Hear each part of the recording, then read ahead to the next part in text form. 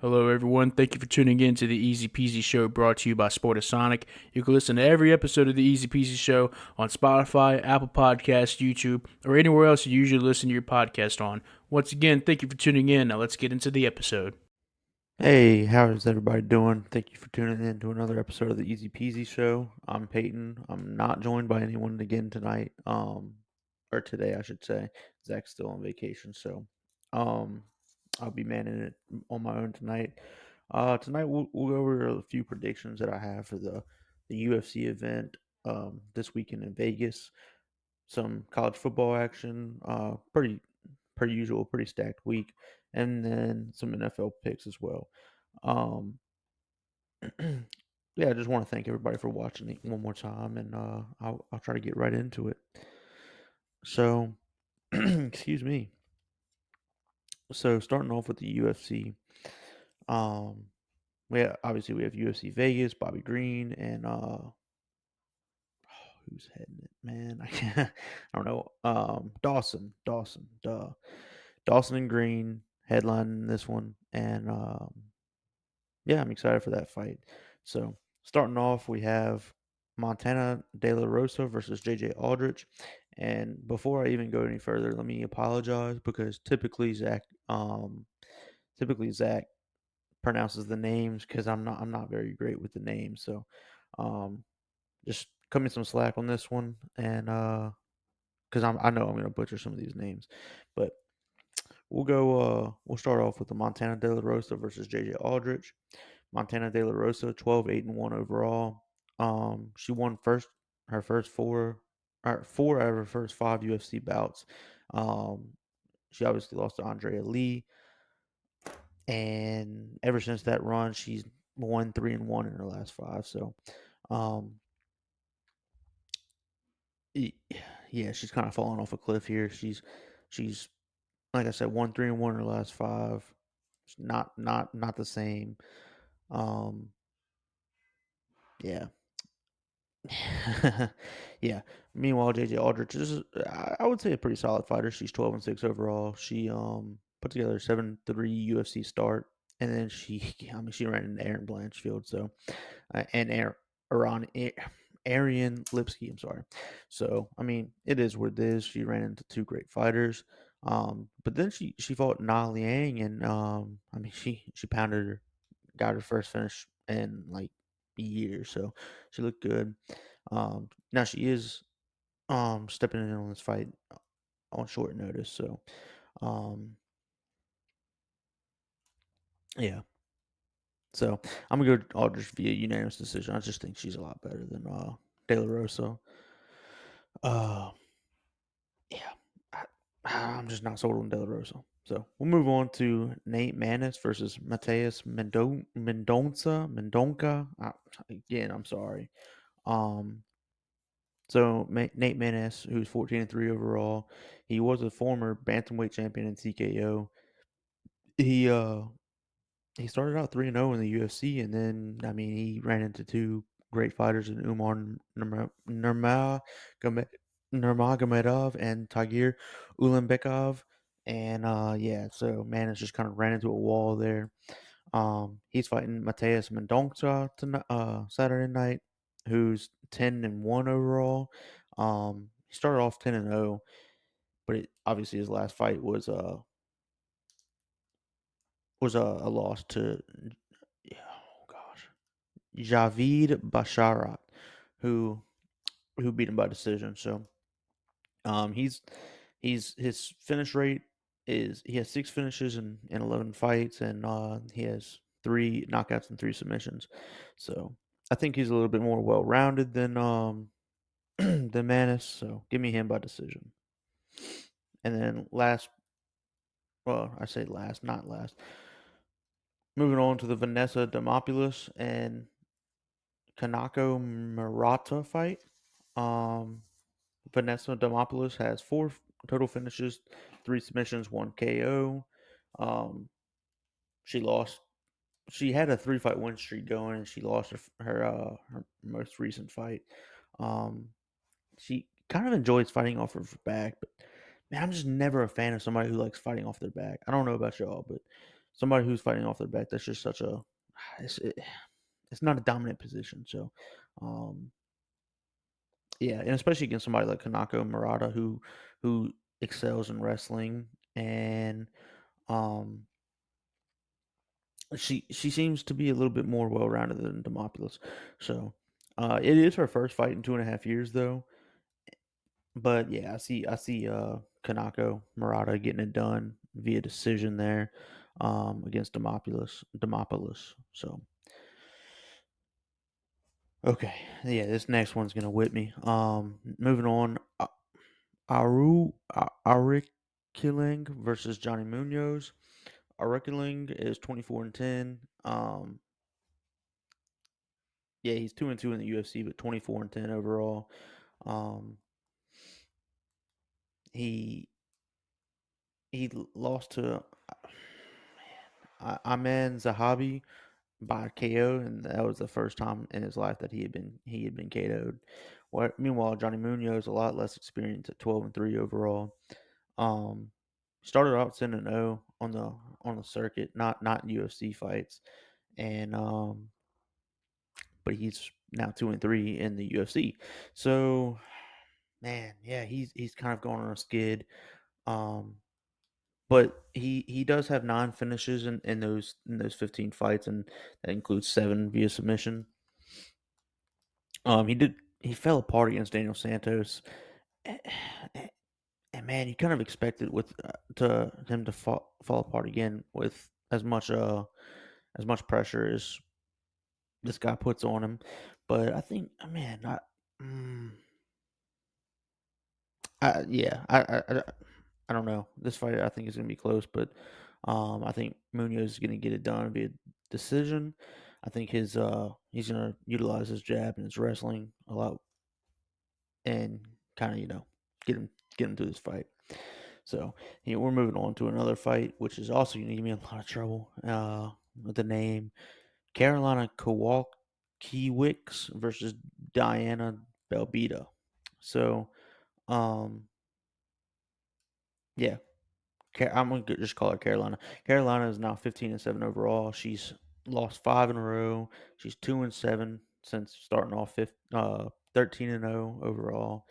And oh no, she hasn't lost 5 in a row. I'm sorry. I have that she had 5 in a row losses, but now she now has 3 straight wins. So yeah, maybe she actually fought Vanessa Demopoulos earlier this year and beat her. So, um, yeah, she fights Diana Belbita, who's 15-7 overall. She's kind of struggled in the UFC, 1-3 overall in the UFC. She's yeah, so struggling in the UFC. I think you see a lot of these fighters come into the UFC and really struggle. It is just a significant jump in competition. Um, And yeah, as the record would suggest, she's just kind of on a skid, had more downs than ups than in the octagon. But I, she's got it in the tank, but I just don't see her pulling it out of it. So I do think Carolina wins this fight by decision. Um, moving, moving on to the next fight.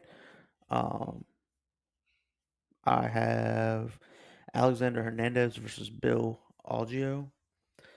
So the best win for Hernandez was Beneil Dariush, which I mean that win has blossomed into a fantastic win. Meanwhile, for Algeo, his best win was against Spike Carlisle. So, obviously two massively different wins there for both men. They both won their last bout. Um, yeah. Um, Um, it's just kind of strange that Hernandez is coming back down to 145. Um, I mean not down to return to 145. Yeah, I mean he was getting starched and at 145. So, um, yeah, uh, and man, he just struggles to make weight. I just don't see him. I don't know. I don't see him doing too well, just because of the weight cut. So I do have Bill Algeo winning that one by probably a knockout, some kind of finish. Moving on to the light heavyweight fight, Ion Cutelaba versus Philip Lins. Um, Lins has now won 3 in a row. Um, while Cutelaba, he did win his last one, but it was returning to the win column. So, and Cutelaba, you just don't know what man, you don't know what you're gonna get from him. He could be great one night, he could be terrible the other night. So, um, like it always seems like he's on the verge of being great, but he just never gets there. He oh man, it's always a dramatic fight too. So I am excited to see this fight. So I'm gonna pick him via decision. Um, and then moving on to the Drew Dober versus Rick Glenn fight. Man, I'm excited to see this Drew Dober fight. Obviously he fought Bobby Green, who's also on this card, and yeah, he looked good. I mean, he beat him obviously, but he looked really good. Bobby Green's kind of I mean, he's a solid fighter. He's not the greatest in the division, but he's no slouch by any mean. Um, he got knocked out his last time, but I believe so did Rick Glenn. So, um, yeah, now this is gonna be a banger. Um, Man, I am interested to see how Dober's chin holds up after he was finally cracked last night. I mean, last time out. So, but man, he's fun to watch, man. And then Glenn is also. I mean, he's a kickboxer. He has some serious stopping power. So I think no matter how this fight ends, it's definitely going to end in a finish and not a submission. Definitely a knockout of some sort. And man, I could see this fight going either way, honestly. But man, I'm gonna go Glenn via knockout here. No, man, oh dude, I don't know. Let me go Dober. I'm gonna go Dober. Dober via knockout. So. Moving on, we got Joaquin Buckley versus Alex Morono, and yeah, man, this is gonna be. I think this one's gonna be a good fight too. Um, so Buckley, he's got the potential. He's got some hype around him. He's not a contender yet, but I think he's close. I think he's close to breaking into the rankings. And I mean, man, he's about as fun to watch as it comes.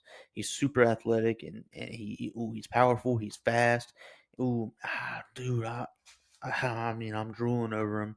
He's he's a young, exciting prospect for people to watch. So I kind of expect him to be a contender at the welterweight division pretty soon. Meanwhile, Morono, he's kind of settled into the veteran role. Um, but don't let that fool you. I mean, the dude still has superb punching power. He's a jujitsu black belt. I mean, he's crafty. He's been there. He's done that. I mean, I love experience. Y'all know that. I've made multiple picks based off of experience, and oh man, this is another one that I kind of go back and forth on. I don't know who's gonna win, but I think man, I think it's gonna be. I think Buckley's going to kind of dominate the fight, and then I just think Morono's going to sneak one in on him and just come back and win the fight. That's how I feel. And then the Dawson versus Green fight, yeah, that's another one. I'm really excited to watch it. Mm, I'm gonna go Grant Dawson though. I think Bobby Green's good. I just don't think he stacks up well against Dawson. I mean, Dawson's 20-1 overall. I mean, he also has a draw. Bobby Green's 30-14. I know I typically do go on the side of experience, but um, yeah, I think Bobby's a little bit out of his league here. Yeah, give me Dawson by finish of some sort. Probably a knockout, I would say. Uh no, give me a submission. Give me a submission. I'm gonna go Dawson by submit. Yeah, Dawson by submission. So um should be an exciting card overall. A lot of pretty solid fights on it. Um Good to have the UFC back this weekend after a weekend off last weekend. I mean, I'm really excited here in the next few months. They have been stacking the cards to end the year, so that's something to really be excited about. Um, but yeah, so we'll move on. I know it's these last two shows have been pretty short. Without Zach, we just, I mean, I don't really know how to come on here and drag these shows out, but I'm gonna do my best to give y'all some entertainment. Uh, like I said, I don't know how to drag it out too far, but I'll give y'all my predictions for college football next.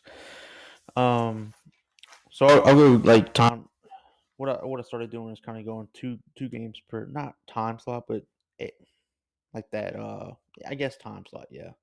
So the two morning games that I'm most excited about are Oklahoma at Texas and LSU at Missouri. Um, Man, both games have similar spreads, similar over unders. I think there's going to be a lot of points scored in both of these games. We'll start with the Oklahoma Texas game. I say it's at Texas. It's not really at Texas. It's Dallas. You know, the Red River Shootout Showdown, whatever you want to call it. I mean, it is a perennial game that everybody watches. It's a shame that it's early in the morning. It should be prime time, but hey, who am I? Um, Oklahoma undefeated, Texas undefeated. I think Texas has gotten a little bit more hype from that Alabama game than they probably should have. Alabama's kind of underachieving so far this year, but I think they're starting to get it in gear. Um, of course, like right before LSU plays them, well, because why not? But whatever. Moving on, regardless. Yeah, so I think this game is gonna really. It might come down to whoever has the ball last. Um, but then again, I don't know. I think Texas has been in their rebuild a lot longer than Oklahoma. I think they uh, I think they have the better line. So yeah, give me Texas. I'm expecting Texas to also cover that 5 point spread. I hate to say that. I really like Oklahoma, but yeah, I just Brent Venables. He hasn't been there long enough to get the defensive trash out. Really, um, their defense still gives up a lot of points, and they didn't exactly make me feel comforting. This past weekend against Iowa State, I was kind of disappointed in their showing then, but yeah, give me Oklahoma. I mean, Texas by at least the spread. Uh, Texas has shown that they get better as the game progresses. In the fourth quarter, they look really good. I mean, every game it feels like they're tied down, close game at halftime to a subpar team, and then all of a sudden it's like you look back in the fourth quarter and it's a 20-point game. You know what happened? It was just a 3-point game. So yeah, I think Texas. I think Texas covers, kind of like backdoor cover. Moving on to the LSU at Missouri game. This one is a true road game. The over under here is 65. LSU favored by 4. LSU did bring in Pete Jenkins, a defensive line coach of the past for LSU. He is a little bit older. I think 83 years old. Maybe he can help their defensive line get a little bit of pressure, take some pressure off of that secondary, who's not good at all. So um, maybe man, it's just LSU is just such a disappointment this year defensively.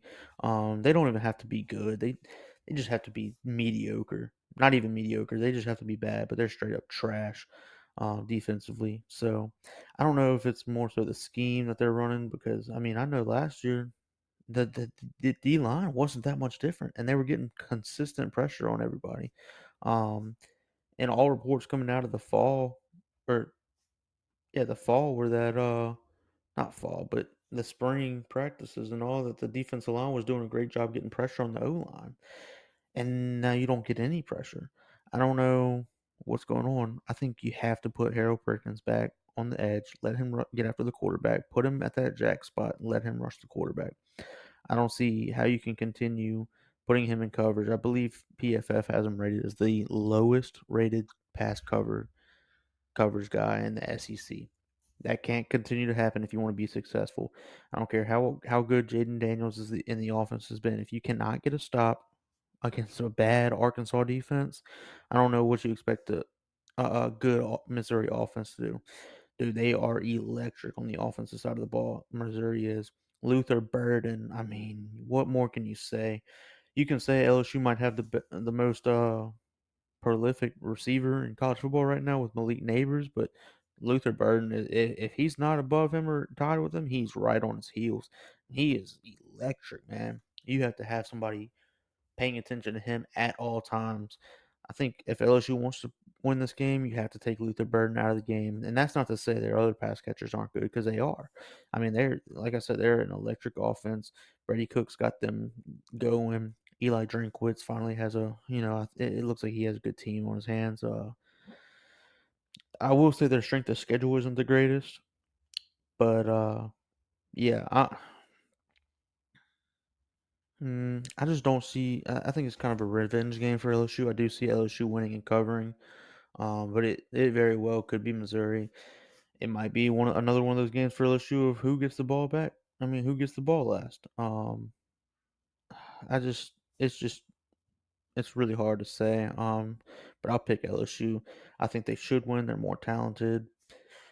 But yeah, they've shown this year that that doesn't always matter. So yeah, give me LSU. But I'm definitely not ruling Missouri out of this one. Moving on to the 2 o'clock, 2:30 time frame, 3 o'clock somewhere, wherever those games start.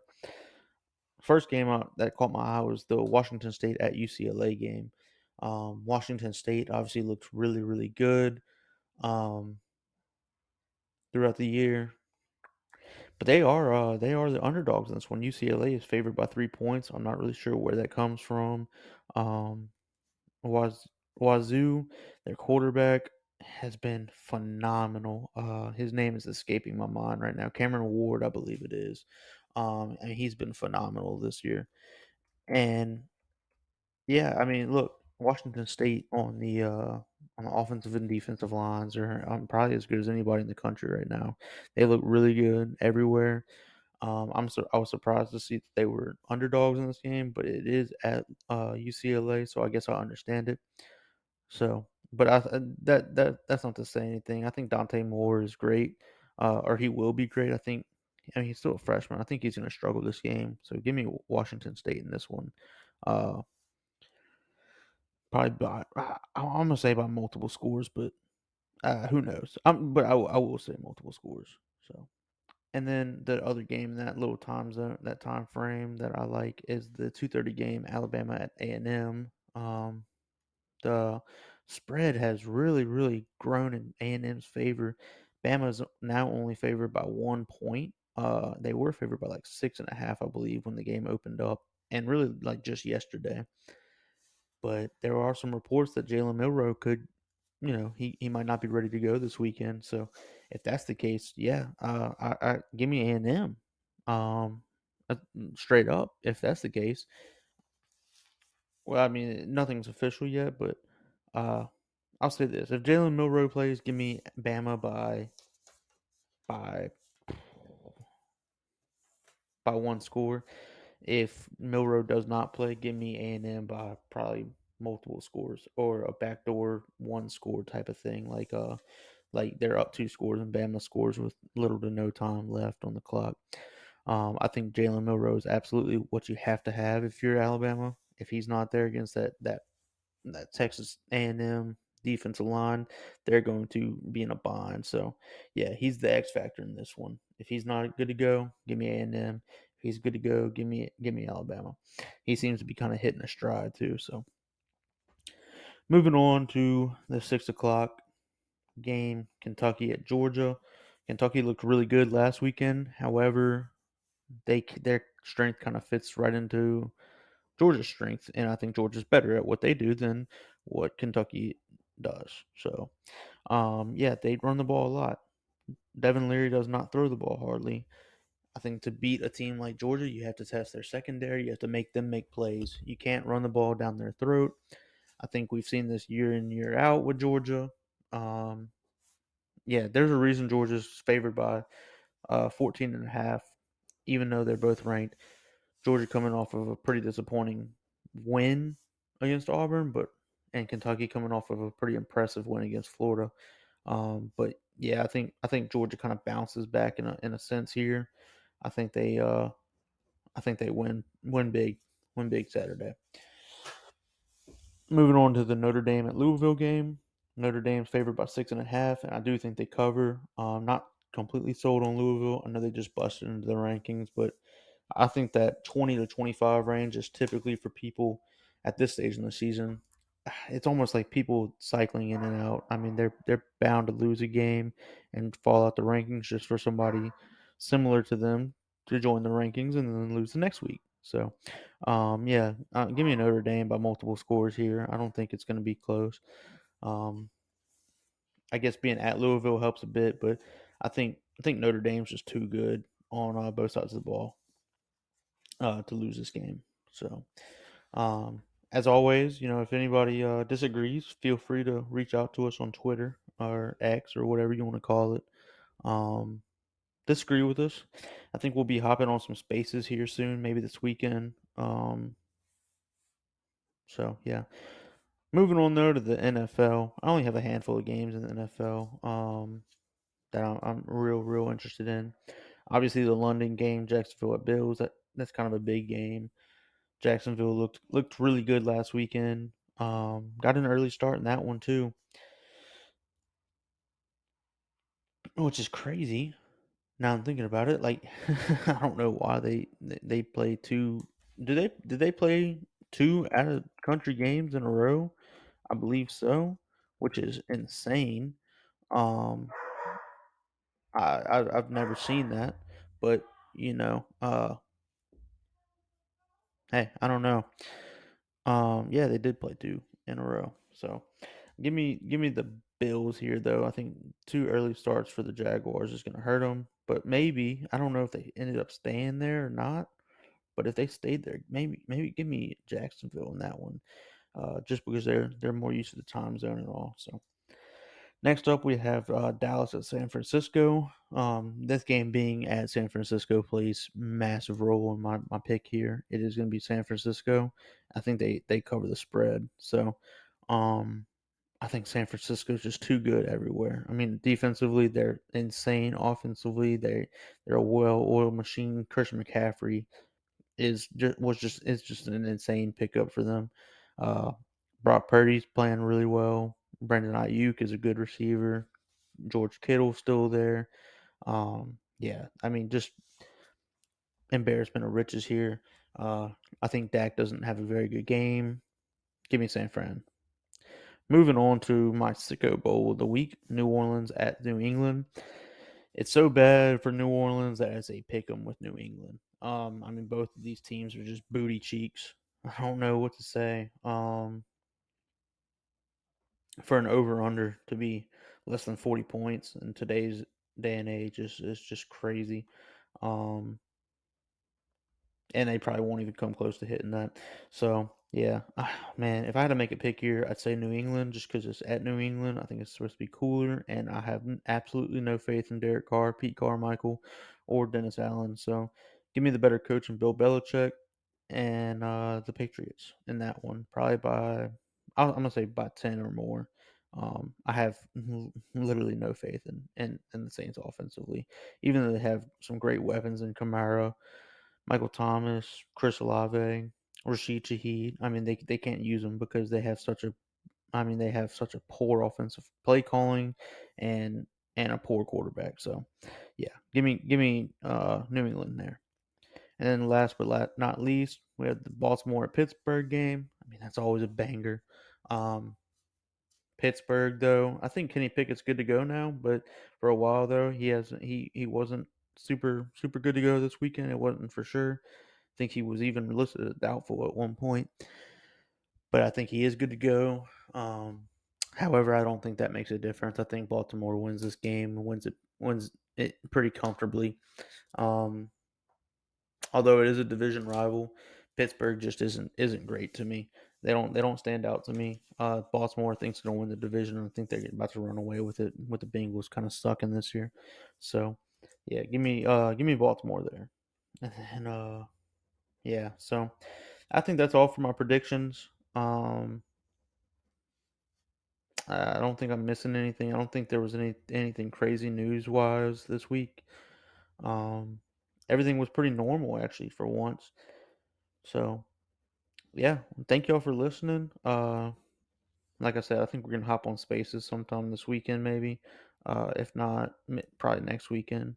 Um, but as always, thank y'all for listening. We really appreciate it. And yeah, please reach out to us on X, Twitter, Instagram, whatever, uh, whatever, or any kind of way y'all can contact us. We'd love to hear your opinions on the show. So thank y'all again. Y'all have a great day.